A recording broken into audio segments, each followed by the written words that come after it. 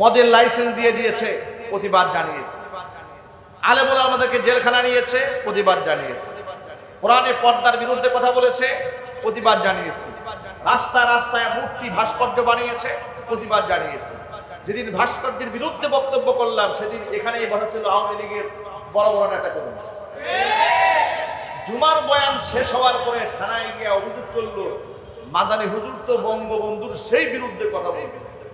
কি মোহাব্বত বঙ্গবন্ধু, এত মোহাব্বত, আর মাথার উপর যখন পেশাব করেছে মোহাব্বত কোথায় ছিল তোমাদের?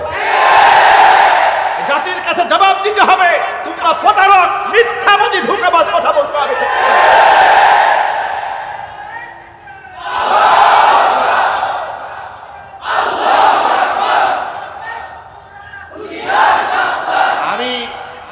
আমি তাদের উপর কোনো বিদ্বেষ নিয়ে কথা বলি নাই। কথা বলেছিলাম কোরআন শরীফের আয়াত থেকে যে আল্লাহ পাক চারটা জিনিসকে নাপাক বলছেন। কয়টা জিনিস? সবাই বলে। আল্লাহ পাক চারটি জিনিসকে নাপাক বলেছেন। আল্লাহ রাব্বুল আলামিন বলেছেন, ইয়া আইয়ুহাল্লাযীনা আমানু ইন্নামাল খামরু ওয়াল মাইসিরু ওয়াল আনসাবু ওয়াল আজসামু রিজসুম মিন আমালিশ শাইতান ফাজতানিবুহু লাআল্লাকুম তুফলিহুন। আল্লাহ পাক বলেন, ও ঈমানদারেরা, ইন্নামাল খামরু ওয়াল মাইসিরু ওয়াল আনসাবু ওয়াল আজলাম, চারটি জিনিস হচ্ছে শয়তানের নাপাক কর্মকাণ্ড। কয়টি জিনিস? সবাই চারটা আঙ্গুল উঁচা করে। কয়টি জিনিস? আমি বলেছি। কে বলেছেন? সবাই বলুন, কে বলেছেন? আমি বলিনি, আল্লাহ রাব্বুল আলামিন বলেছেন। চারটি জিনিস হচ্ছে শয়তানের নাপাক কর্মকাণ্ড। ইন্নামাল খামরু, এক নাম্বার হচ্ছে মদ, ওয়াল মাইসির, দুই নাম্বার হচ্ছে জুয়া, তিন নাম্বার হচ্ছে ওয়াল আনসাব, মুক্তি হচ্ছে, ওয়াল আজলাম, ভাগ্য নির্ধারণকারী তীর, এসব হচ্ছে রিজসুম মিন আমালিশ শাইতান, এসব হচ্ছে শয়তানের নাপাক কর্মকাণ্ড। ফাজতানিবুহু, এগুলো তোমরা পরিহার করো, লাআল্লাকুম তুফলিহুন, তাহলে তোমরা সফল কাম হতে পারবে। আমার ভাইরা, তাহলে মূর্তি নাপাক, এটা কি আলেমরা বলেছেন, আল্লাহ বলেছেন? তাহলে রাস্তায় রাস্তায় ভাস্কর্যের নামে মূর্তি যখন বানানো হয়েছিল, কোরআন শরীফের এই আয়াত দিয়ে বলেছিলাম একজন মৃত ব্যক্তির জন্য দোয়া করেন, ফায়দা হবে। মসজিদ বানানো ফায়দা হবে।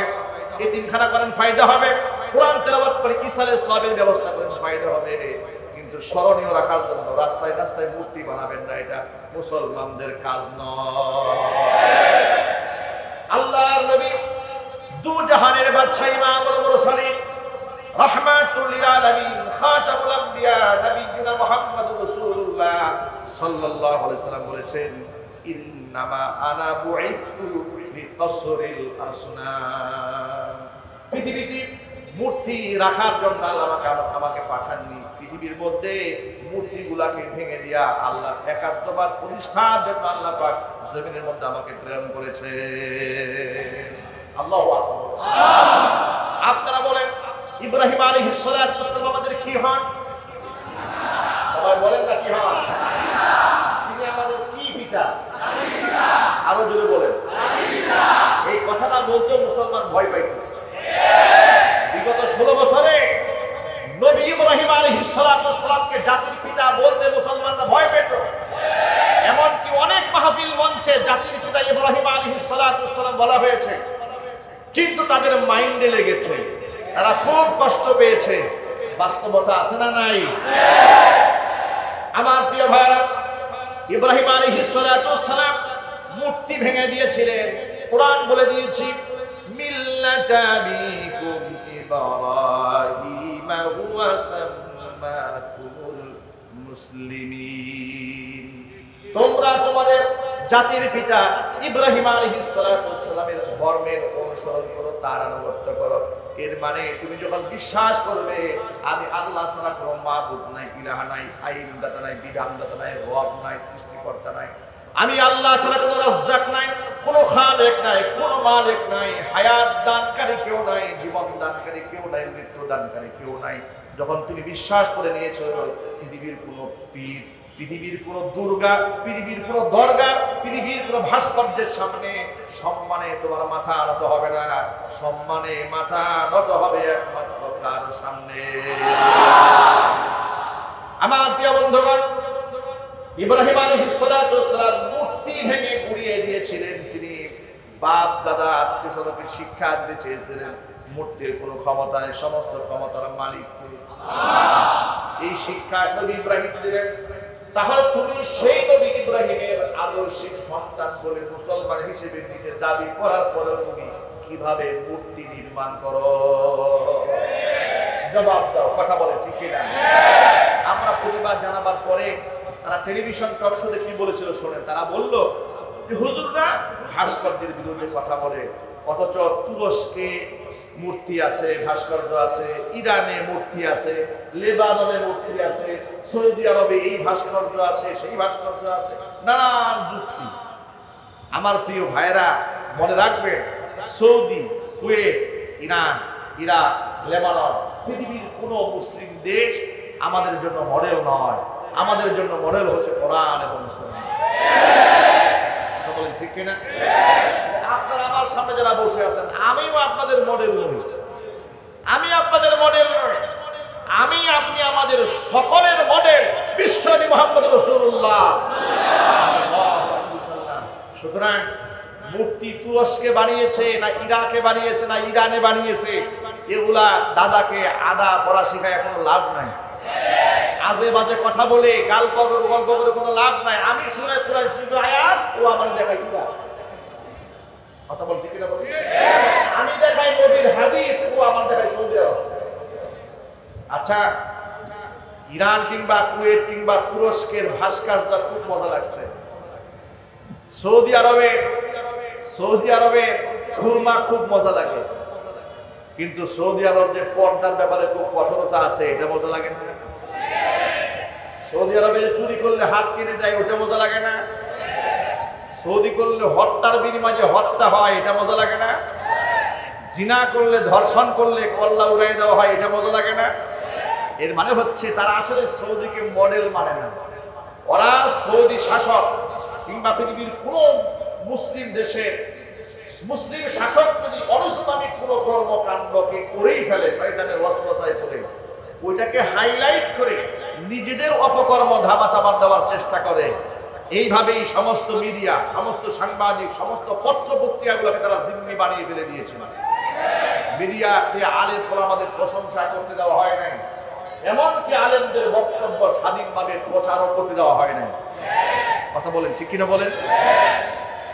আমি এবার যে কথাটি বলতে চাই সেটা হলো, আপনার জন্য, আমার জন্য, গোটা দেশের মানুষের জন্য আদর্শ মডেল আমিও নই, পৃথিবীর কোনো আলেম নয়, কোনো দরবেশ নয়। মডেল তাহলে কারা? কোরআন বলে দিয়েছি, লাকাদ কানা লাকুম ফি রাসূলিল্লাহি উসওয়াতুন হাসানাতুন লিমান কানা ইয়ারজুল্লাহা ওয়াল ইয়াওমাল আখির ওয়া যাকারাল্লাহা কাসীরা। আল্লাহ পাক বলেন, আমার রাসূলের মধ্যে তোমাদের জন্য রয়েছে উত্তম আদর্শ, তবে সকলেই সে আদর্শ গ্রহণ করবে না।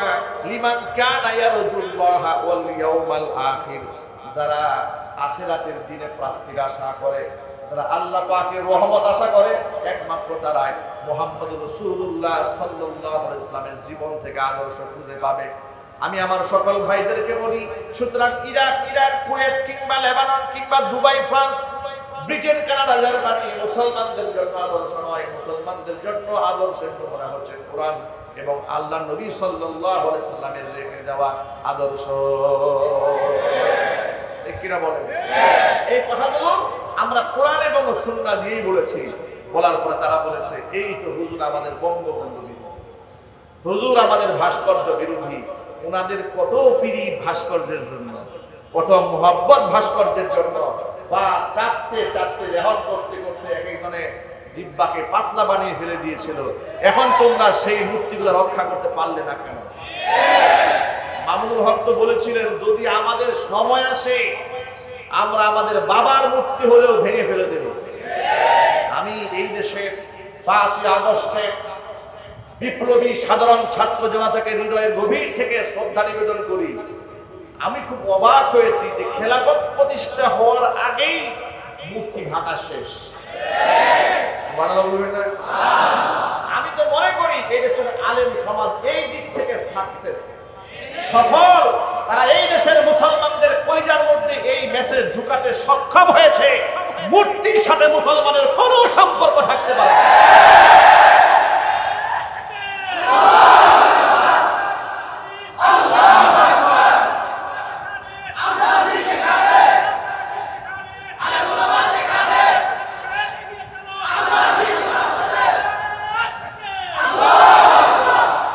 এই দেশের আলেম উলামারা সাধারণ মানুষের অন্তরে এই মেসেজ ঢুকাতে সক্ষম হয়েছিলেন, মূর্তির সাথে মুসলমানদের কোনো সম্পর্ক নাই।